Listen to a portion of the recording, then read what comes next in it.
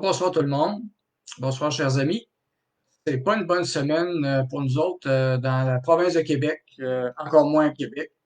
Ça a commencé bizarrement cette semaine avec la décision de faire fermer une région, de la faire passer au rouge. Il y avait pas de cas. Mais c'était supposément pour protéger un système hospitalier qui était à bout de souffle déjà dans une petite région, qui est la région de la Tuque. Alors, manquait de personnel. Alors, tout l'ensemble de cette région administrative-là a été mise au rouge pour ça.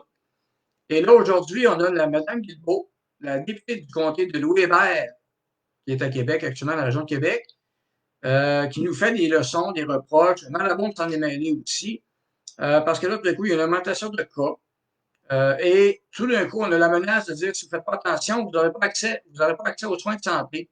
Alors, on va manquer de lits, on va manquer de soins, on va être obligé de reporter des chirurgies, c'est déjà commencé. Ben, la semaine dernière, je n'avais parlé. Effectivement, ils ont reporté des chirurgies cardiaques, ils ont reporté des chirurgies pour les greffes de reins. Tout ça pourquoi? Parce qu'ils sont pas capables de gérer le système de santé, puis ça fait des années. Alors, c'est facile de mettre la faute sur les libéraux, le PQ, depuis des années, mais depuis maintenant, depuis le printemps, est-ce que la CAQ a appris de ses leçons? Pas du tout.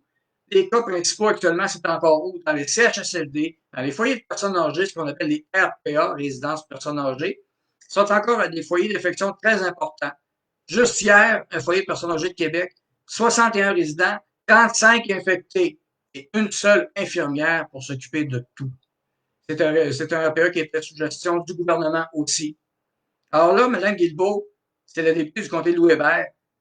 C'est drôle, elle s'est pas levée du tout pour empêcher l'hôpital de Laval, qu'on appelle aussi l'UTPQ, de recevoir des cas de COVID. C'est l'UTPQ à Québec qui s'occupe des cas de chirurgie cardiaque. Alors oui, ils vont être obligés possiblement de reporter des chirurgies cardiaques encore pour un petit bout, parce qu'ils ont décidé de mettre les cas de COVID là-dedans. C'est leur gestion à la CAQ, c'est pas la gestion des autres. Et oui, on peut critiquer cette gestion-là, puis on va continuer à le faire, et ça ne fait que commencer. Alors, Mme Guilbeault continue de mettre la zone rouge, évidemment, pour la région de Québec. On savait de toute façon le 28 jours qui devait se terminer en passant aujourd'hui, et non pas le 28 octobre, c'est une petite twist qu'ils ont faite. Alors, évidemment, ça va être reporté 28 octobre, 28 novembre, 28 décembre, et ainsi de suite. On les voit venir avec le gros sabot de bois à 10 000 à l'heure. Alors, au 23 septembre, Radio-Canada, est-ce que c'est un site de conspirationniste, sur Radio-Canada, le 23 septembre? Ben non, il avait fait un article intéressant avec les données du ministère qui disait, il n'y a pas de problème, on va être capable de fournir le nombre de lits. Ben, finalement, qu'est-ce qu'on apprend? Ils sont pas capables.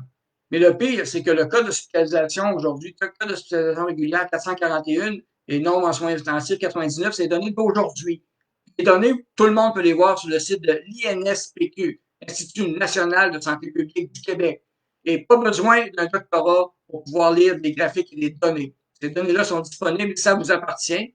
Et pour l'histoire de menacer de reporter des chirurgies parce que on n'est pas sûr de ce qu'on va pouvoir faire avec le réseau, on n'est pas capable, le réseau est à bout de souffle, on manque de personnel, la gestion est un problème, on le voit, l'UCPQ en passant est infecté, l'enfant Jésus est infecté, l'Hôtel Dieu de Québec est infecté, coudonc, les hôpitaux, êtes-vous capable de gérer une petite pandémie ou un site d'éclosion dans un hôpital? On le voit actuellement, c'est à risque. C'est dangereux même pour les gens d'y aller, ça va opérer effectivement, non pas pour l'opération en tant que telle pour laquelle il irait, mais pour pogner la COVID. Les foyers d'infection sont là.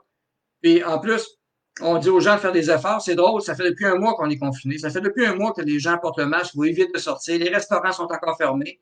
Les restaurants continuent fermés. Le château aujourd'hui a annoncé 400 employés qui vont être mis à pied, louage de la protection de la faillite. Ça ne fait que commencer, c'est juste un début.